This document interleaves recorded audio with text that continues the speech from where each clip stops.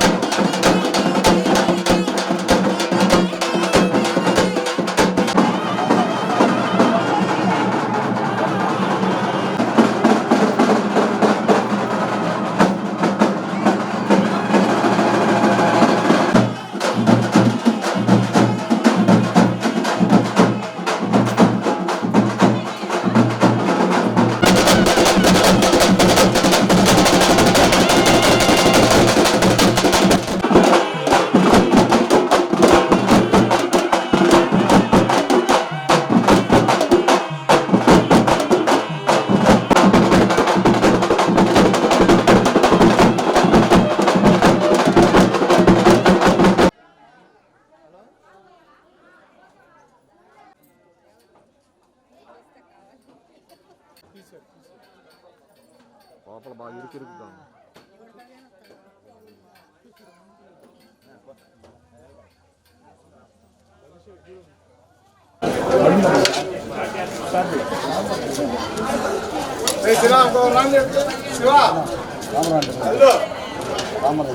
సరిపోతారు.